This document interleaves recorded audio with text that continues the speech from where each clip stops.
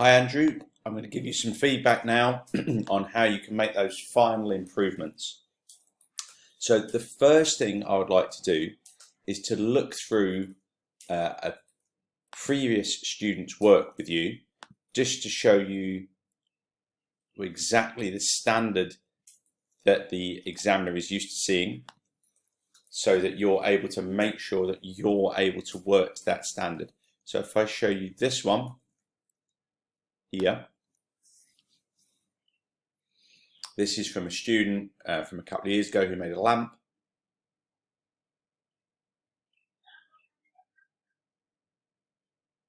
So page is packed with lots of very useful detail.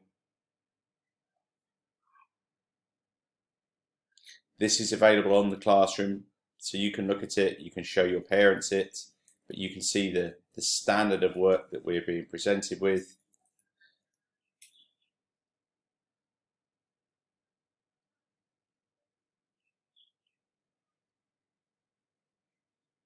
All the pages very rich, very full of key and pertinent information, high quality drawings,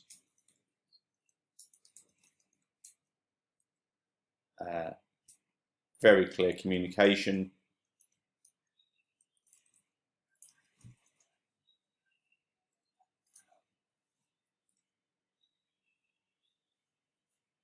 Two bits I really want to focus on is this, criteria 7. So we've got testing of the product against the specification, evidence of that testing, all the different elements tested, review from the users in the real environment, not at school, and then modification to revise CAD versions of what it could look like. Okay, so if we just come out of here, that's available here.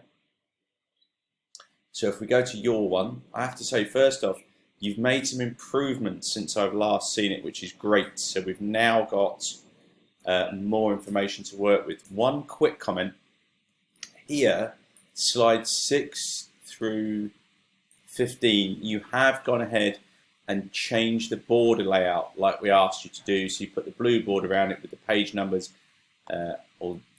which is great. Some of the page numbers I think are incorrect and need changing. But you haven't done that on all your slides. You're going to need to apply this border to all your slides. So let's go through. So this is got some good information on this slide, but there's a lot of kind of blank space. It will look better once you've got it on one of these backgrounds, but that blank space around it looks a bit empty. It just kind of gives the wrong impression to the examiner. You want busy pages with lots going on, and so just rearranging that would really help make it feel like a higher quality product. Maybe some more images of your user or the situation your user's in, the user's parents. There's all sorts of stuff you can put in there. A map of Hong Kong, other pictures of Hong Kong flats, just to give the examiner a real feel of the situation that your user lives in. Similarly here, so what we need for target market is to be explaining who else might be interested in buying the product. So how many other people in Hong Kong would want the toy for their child?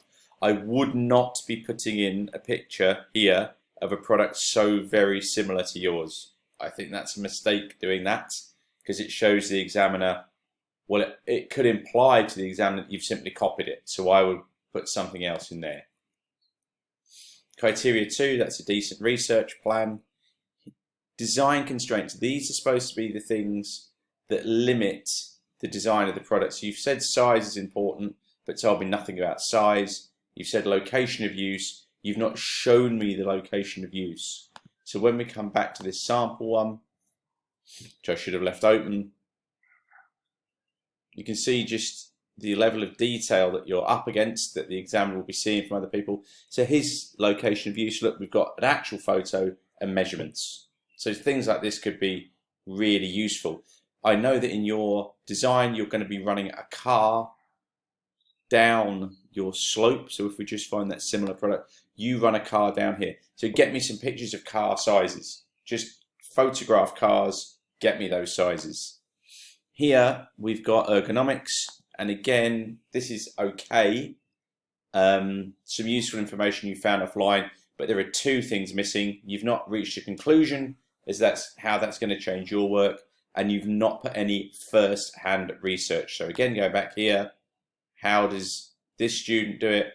He also doesn't have any first-hand research, to be fair, but he has concluded about how that's going to affect his work, but it's not as good as it could be because there's not any first-hand research. Just a simple photo of your client's hand measured would do that. The target market, so this is a user survey, so I'll change that title to user survey. We need an introduction and a conclusion. What have you learned from it? Without what you've learned from it, there's no value to that being there. So you give it value by putting the conclusion there. I think these the results of your survey are they? So these two pages need rearranging to make some sense, because it doesn't make sense to me. This is quite interesting. This we can make use of later. This is a good page, no changes there.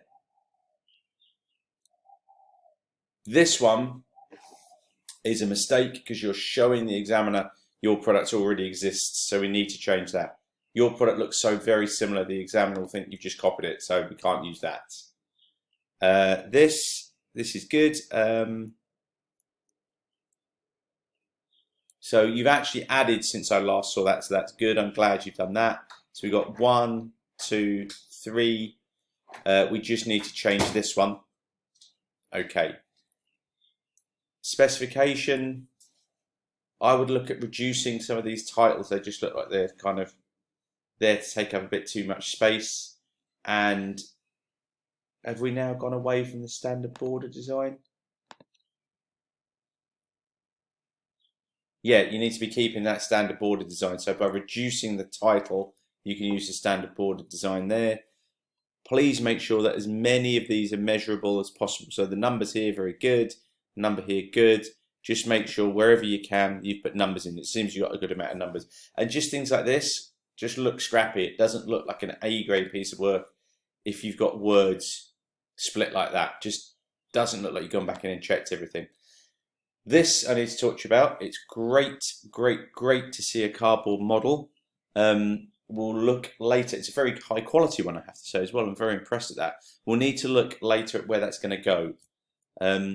So if we look at your marks, you're doing pretty well in the first couple of criteria, but you can still be chasing down those final marks in order to bring them up to the absolute maximum mark there. So do that work. It's criteria 3 and 4 and 7 that are hurting you the most. So for criteria 3 and criteria 4, let's have a look at those. For criteria 3,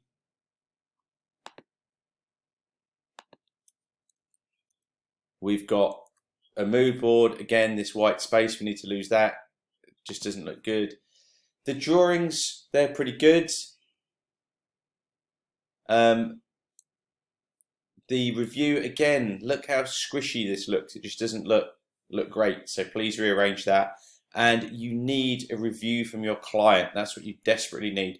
To get maximum marks, we should have had models of several, card models of several of these. But we can bring the marks up still. We could ignore those models if you don't have time to build them. And we could get those marks by having a review with your user. You can't use the same model in criteria 3 and criteria 4. I know you haven't at the minute, but to me, this model is too good for a criteria 3 model. That would get you more marks in criteria 4. So add the user review to criteria 3. If you get the opportunity, make a couple of other little models, much cruder models. They don't need to be in the level of detail we're looking at here. That's a fantastic model.